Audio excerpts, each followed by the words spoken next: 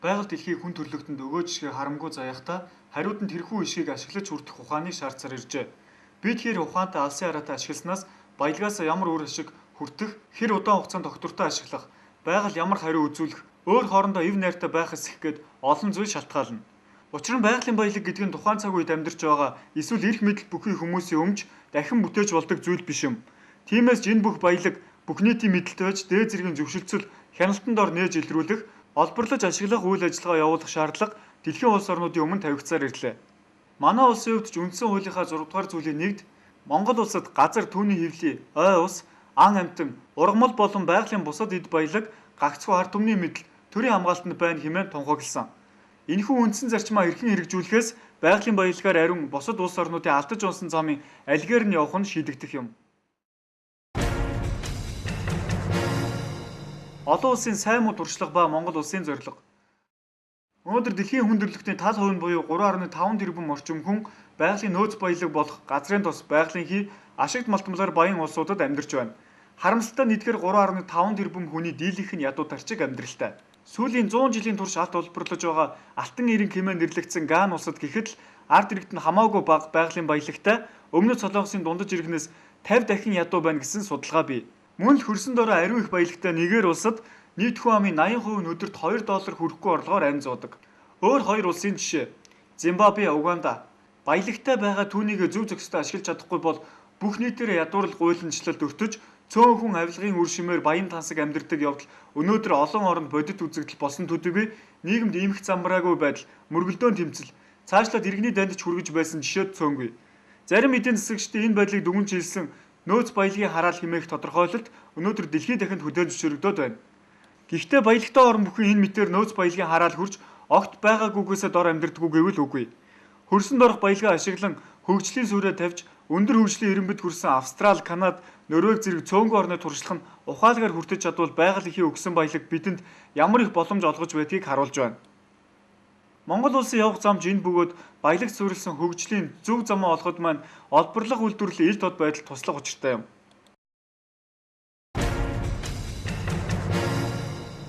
Олборлох үйлдвэрлэлийн ил тод байдлын санаачлага. Газрын тос, байгалийн хий, уул уурхаагаас олох орлогоос хараат эдийн засагт улс орнуудын ил тод хариуцлагатай байдлыг хөгүүлэн дэмжснээр дээрх баялагаас олох орлогыг буруу зарцуулснаас үүдэж болох сөрөг нөлөөллийг багасгах болно. Ингэснээр эдгээр орлого нь тогтвортой хөгжил, ядуурлаг бууруулахад чухал хувь нэмэртэй. Эдийн засгийн урт хугацааны хөгжлийн хөдөлгөгч хүч болж чадах юм гэсэн санаан дээр олон улсын олборлох үйлдвэрлэлийн ил тод байдлын санаачлага анхлан бий болсон гэж хэлж болох юм а. 2002 онд анх тэр үед Английн ерөнхий сайд байсан Тони Блэр санаачилсан байна. Үнэхээр одоо тэр эрдэс баялагаар баян орн бол газрын тос хийн ордоор баялаг орнууд үнэхээр эдийн засгийн одоо хөгжил дор ядуу ийм байдалтай байсан. Энийг бол олон жил бол судалж ирсэн дэлхийн эдийн засгийн хөгжлийн одоо хандлага чиг энэ бүгдийг бол судалж ирсэн эрдэмтэд судлаач ч гэсэн бас энийг бол тайлбарлаж байсан.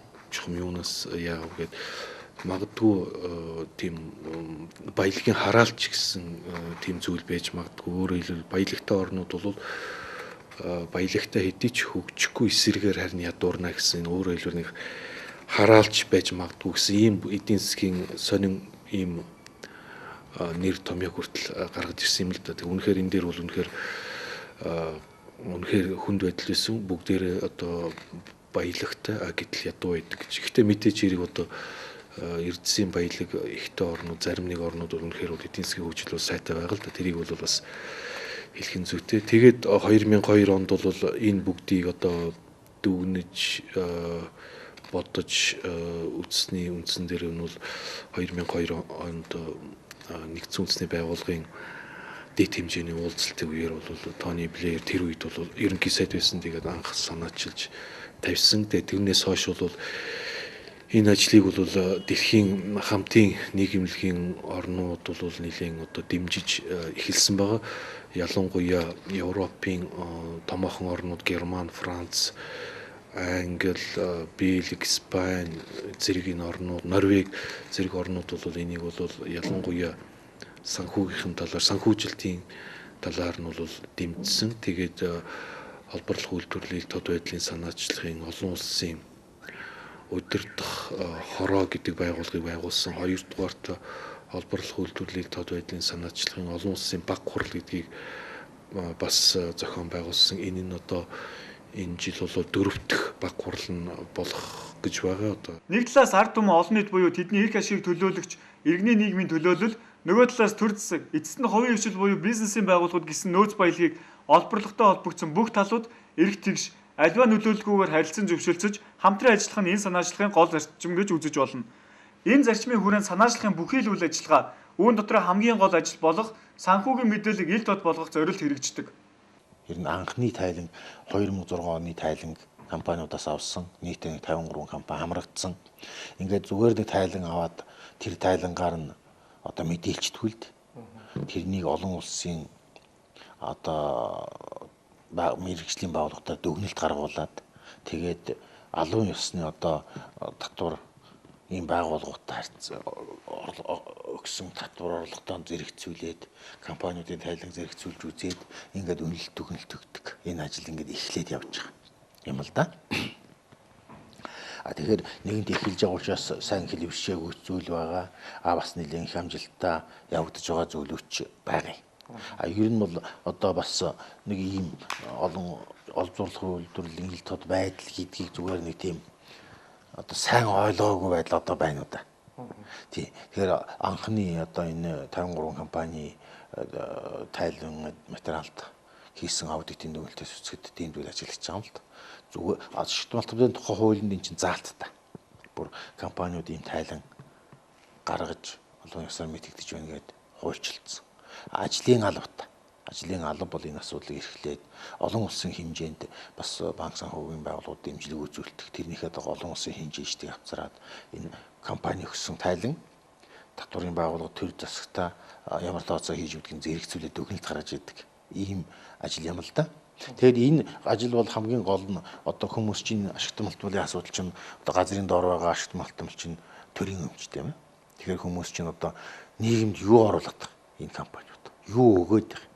Ард түмэнд хүртээлтээ тэр бүс нутагтаа тэр ашигт малтмал олруулж байгаа газраа юу хийгээд байгаа гэдгийг ил тод байх юм бол ард түмэнд эргэлзэхгүй шүү дээ. Хэрвээ энийгээ худал тайлагнаад ил тод биш байх юм бол энэ чинь зүгээр л одоо ашигт малтмалыг хамж аваа явчихж байгаа юм. Тэр хардлага сэрдлэг маш их байдаг шүү дээ. Тийм учраас энэнийг арилгах энэ төрийн үйл ажиллагаа тонголог болох ил тод болгоход үнэхээр ач холбогдолтой. Тэгэхээр төр компани үйл ажиллагаа ард түмний тэр ойлголтууд нэгдээд ирэхээр энэ ажил харин ч компаниуд ашиг тустай болж үр дүн өгөх учиртай юм байна. 1.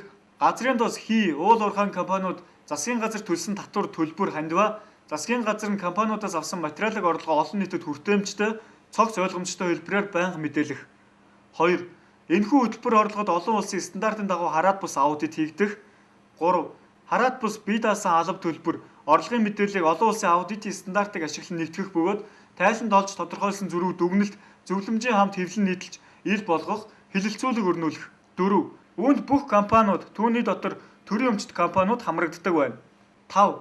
Энэхүү санаачлагын үйл явцыг төлөвлөх, хяналт үнэлгээ явуулах, олон нийтийн хэлэлцүүлэг өрнүүлэхэд иргэний нийгэм идэвхтэй оролцдог байна. 6.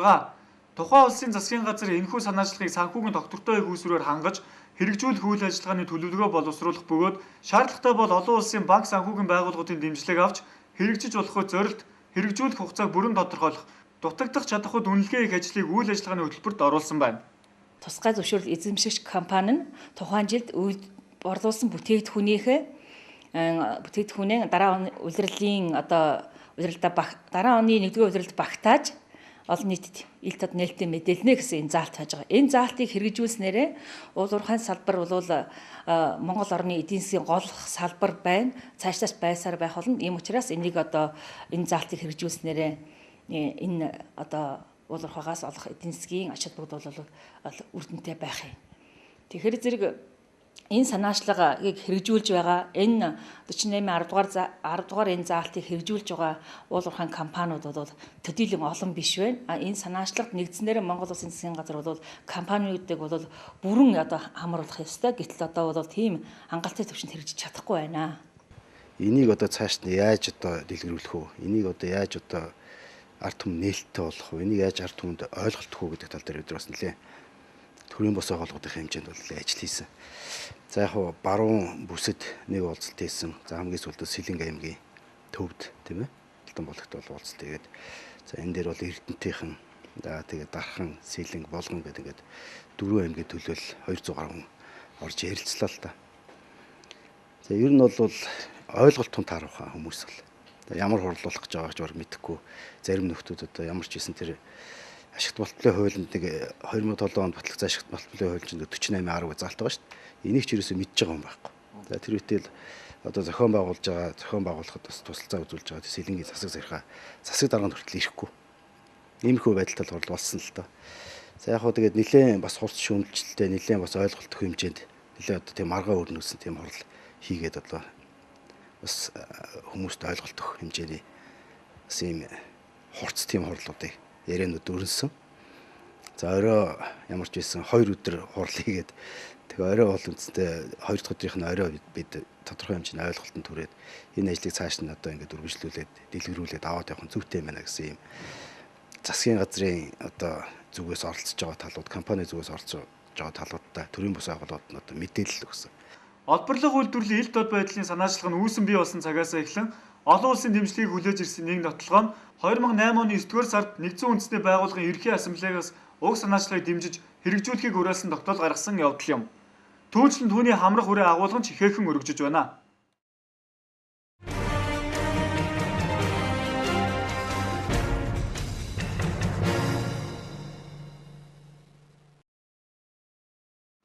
оны 1-р сард Монгол Улсын засгийн газар олборлог үйлдвэрлэлийн ил тод байдлыг санаачлагад нэгдээ орохоо албан ёсоор мэдэгдэж, уг санаачлагыг үндэсний хэмжээнд удирдан хэрэгжүүлэх үүрэгтэй үндэсний зөвлөлийг ерөнхий сайдаар ахлуулан байгуулжээ.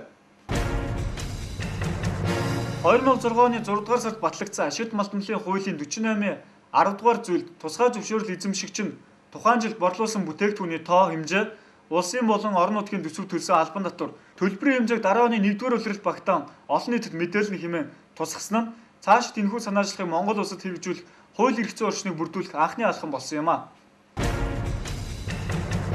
Ашигт малтмлын хуулийн 48-10 дугаар зүйл нь олборлох салбарт ил тод байдлыг хангах хууль эрх зүйн орчныг бүрдүүлэхэд нэг чухал алхам байсан боловч цаашид хууль журмуудын зөрчлийг арилгах, зохицуулалтуудыг илүү тодорхой боловсронгуй болгох шаардлага тавигдаж байна.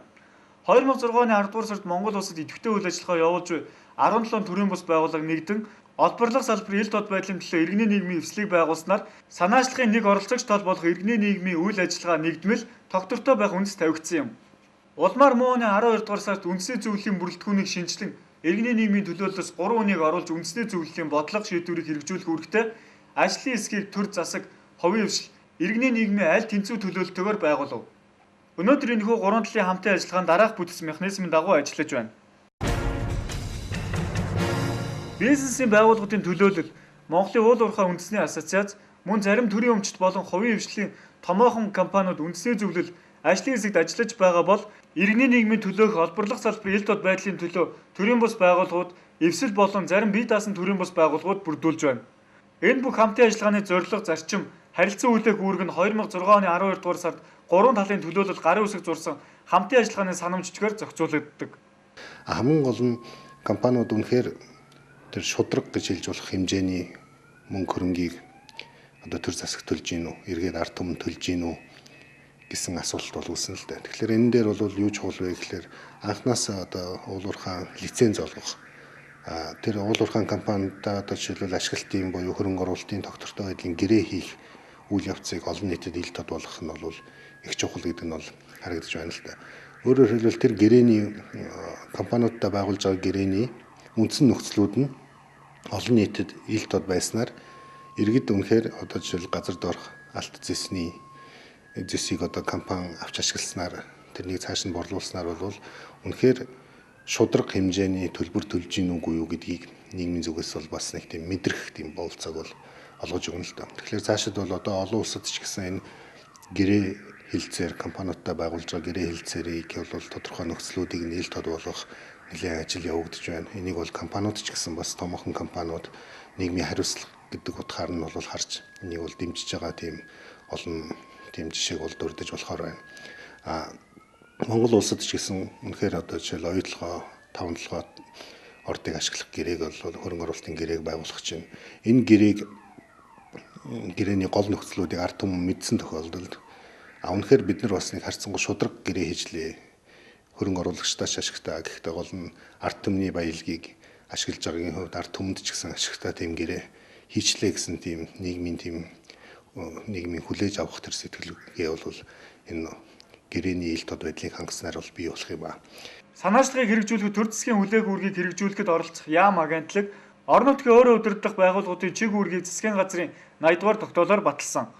Мөн энэ тогтоолоор орон нутагт уг санаачлагыг хэрэгжүүлэх үүрэгтэй салбар зөвлөлүүдийг аймаг бүрт байгуулж ажилуулахаар шийдвэрлсэн боловч одоогоор хэрэгжилтэнд төдийлөн хангалтгүй байгааг анхаарах шаардлагатай байна.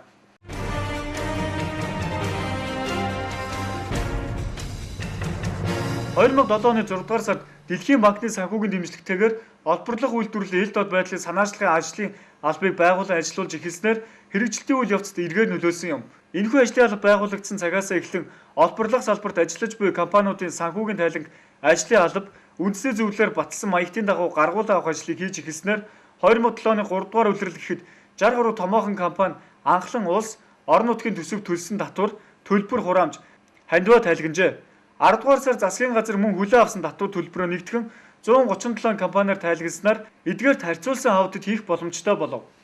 Улмаар 2008 оны 1-р сард Австралийн Crenoit and Associates компани боловсруулсан анх дугаар аудитын тайлан гарсан юм. Энэхүү тайланд хамгийн их татвар төлсөн 25 компани санхүүгийн мэдээллийг сонгоо авч засгийн газрын тайланд харьцуулан аудит хийжээ. Анх дугаар аудитын тайланд алдаа оноо баггүй байсан бөгөөд нийтдээ 25 тэрбум төгрөгийн татвар төлбөрийн зөрүү гарсан нь анхаарал татсан юм. Эдгээр нь тайлан тооцооны аргачлал, цаг хугацааны зөрүү, засгийн газрын зарим байгууллагууд тайлан мэдээлэл бүрэн гүйцэд гаргаагүй, тайлангийн маягтыг буруу ойлгож буй зэрэг бодит шалтгаануудын зэрэгцээ, авилгал хээл ахуулын асуудал байж болжгүй гэж талууд үзсэн тул үндэсний зөвлөлөөр хилцэн наривчлан шалгаж арга хэмжээ авахыг холбогдох газруудад даалгажээ. Аль талд анхаарах юм байна гэдгийг харуулдаг. Манай компаниудын тайлан гаргаж байгаа өнөөдрийн байдалтай холбоотой байна. Ер нь энэ одоо олзуурлах үйлдвэрлэлийн ил тод байдал гэдэг энэ байгууллагын үйл ажиллагааг ойлголттой холбоотой юм шиг байна. Зүгээр одоо ингэ тайлан мэдээхтэй зэрэг одоо хайн хандчихад байгаа тал байна л да. Тэгээд бичээд өгчдөг. Зарим мэдээлэл одоо юм бичдэг. Жишээ нь одоо ялангуяа орон нутагт одоо энэ компаниуч нэлээх дэмжлэг үзүүлдэг шүү дээ. Томоохон арга хэмжээнд ав. Тэр нэгэ бичдэг. Эсвэл хэтрүүлээд бичдэг. Ингээд тэр хоорондоо уйлддаг. Тэгэхээр энэ одоо тайлан чинь их хариуцлагатай тайлан олон нийтэд зөв илэрхийлэгдэх ёстой. Энэ дараа нь олон улсын хэмжээнд аудит хийгээд ингээд хооронд нь нягтлж үздэг юм шүү гэдгийг манай энэ олзуурах үйлдвэрлэл эрхэлж байгаа бүх компани эзэд энэ компанийн ойлгох хэрэгтэй юм байна. Тэр үдгийг л одоо аймгийн засаг даргын орлогчид бол энэ орон нутгийнхаа энэ ил тод байдлын санаачлагыг энэ байгууллагыг толгойж ажиллах ёстой. Гэтэл 8 аймаг байгуулсан, бусад байгууллага. Энэ удаа одоо би хонд ингээд дурдах болъё л д. Тэгэхээр ер нь манай бүх орон нутгууд энэ асуудлыг ач холбогдлох ёстой. Тэгээд нэг юм болохоор л одоо ашигтмалтнаас болохгүй энэ төр яриад идэг мөртлөө тэр компаниудаа зөв холбогдоод компаниудынхаа үйл ажиллагааг ил тод байлгаад нийгэмд юу, ард түмэнд юу гэдэг энэ ажлыг бол их зөв хийчих юм бол энэ бүх талдаа төрийн байгууллагад ач холбогдолтой, ард түмэд ойлголттой ач холбогдолтой, компаниудаас ашигтай гэдгийг одоо хэлмээр байна л дээ. Иргэний нийгмийн талын хувьд уг аудитын дүгнэлтэнд суурилсан өөрсдийн үнэлгээний тайлан гарган санал зөвлөмж дэвшүүлж олон нийтэд хүргэсэн юм. За цаашлаад бас энэ санаачлага өргөжих бас нэг чиглэл бол эргээд тэр төсөвт орсон мөнгө яах вэ? Тэр төсөвт орсон мөнгийг хэрхэн одоо засгийн газар маань зарж байна. Энэ бол магадгүй эцсийн дүндээ хамгийн чухал асуудал байна. Яагаад гэвэл уул уурхаагаас асар их ашиг орлоо гэд тэр нь төсөвт орлоо гэд тэр мөнгийн зөвхөн цөөн тооны одоо хүмүүс ашиглаад зөвхөн цөөн тооны хүмүүст ашигтайгаар зарцуулах юм бол энэ бол эргээд нийгмийн ядуурлал ч юм уу нийгмийн олон чухал хурц асуудлуудыг шийдэхгүй учраас эргээд бол ард түмэн бол энийг бол хүлээж авах болцоогүй болно. Ийм байдалтай эвлэрэхгүй болно.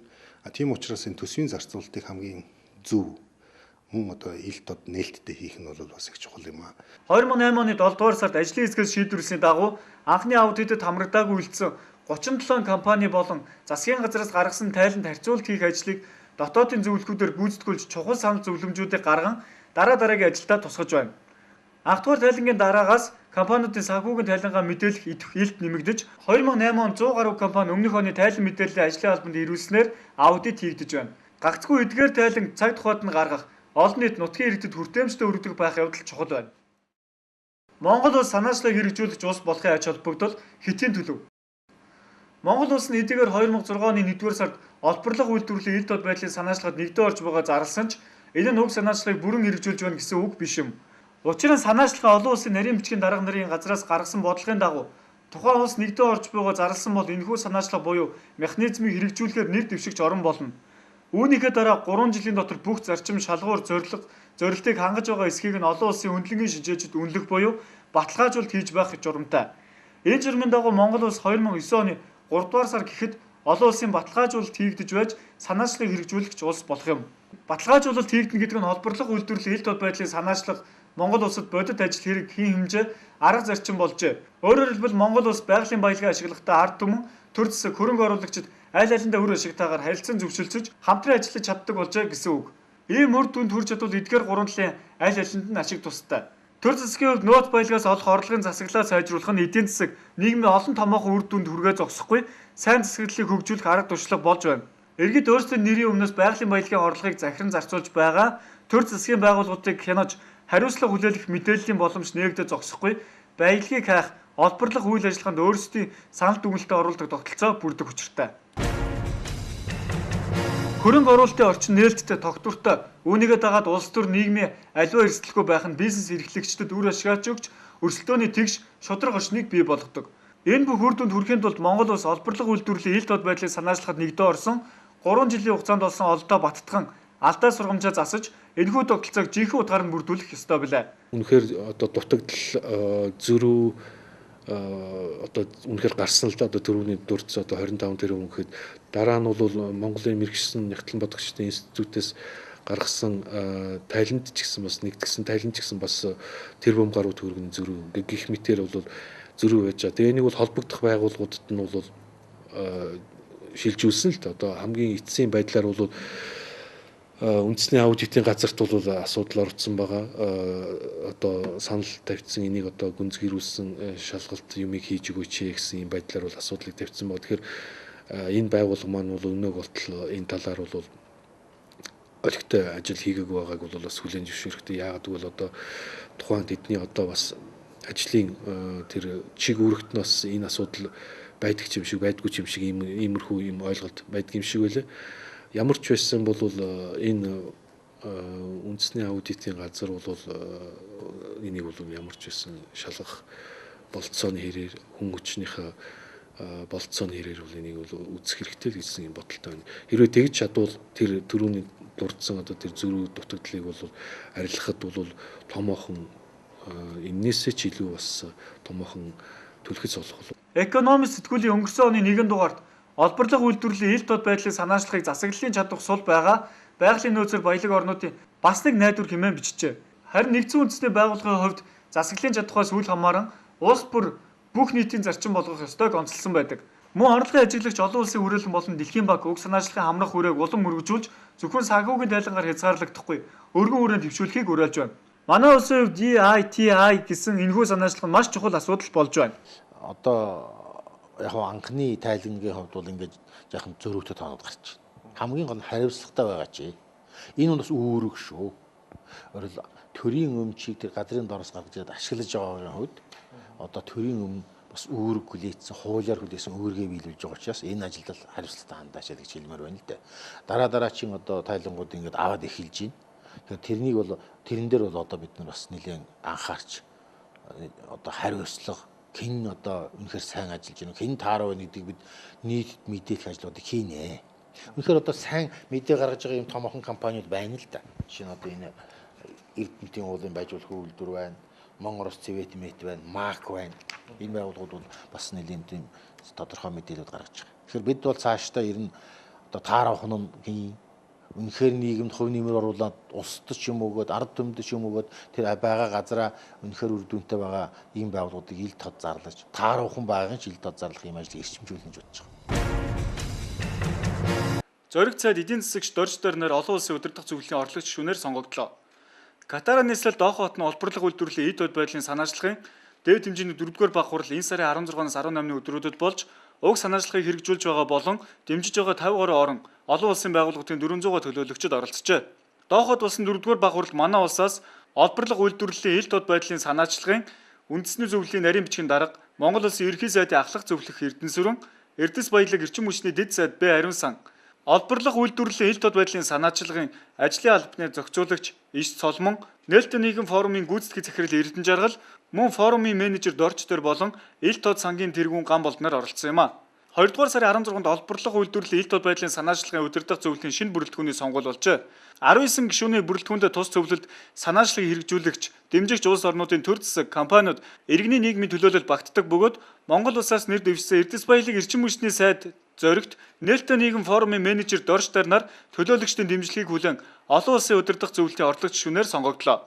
Их оюутлогын алцсны томоохон орд газрын хөрөнгө оруулалтын гэрээ, засгийн газрын түвшинд хэд яригдж байгаа өдрүүдэд Монгол улсын төлөөлөл, олон улсын байгууллагад сонгуульт үүргээ хүлээсэн явдал нь Монгол улсад олборлох үйлдвэрлэлийн ил тод байдлын санаачлагыг идэвхтэй хэрэгжүүлж байгааг нь олон улсын түвшинд хүлээн зөвшөөрсөн явдал болж байна. Ийхүү олон улсын түвшинд сайн засаглалыг бэхжүүлэх шилдэг дуршлаг хэмээн үнэлэгдэж буй олборлох үйлдвэрлэлийн ил тод байдлын санаачлагыг улс орондоо хэрэгжүүлэхээр төр засаг, хөрөнгө оруулагчид, иргэний нийгэм хамтран ажиллаж байна. Уул уурхай хөгжил суурилсан өсрөнгөө хөгжлийн тухай ярилцж буй энэ үед энэхүү санаачлагыг хэрэгжүүлэх нь байгалийн баялаг гагцгүй ард түмний мэдл, төрийн хамгаалтанд байх үндсэн хуулийн зарчмыг оролцогч бүх талуудад харилцан өндөр ашигтай байх эдийн засгийн зорилттой давхар хангах нэгэн том баталгаа болох юм а.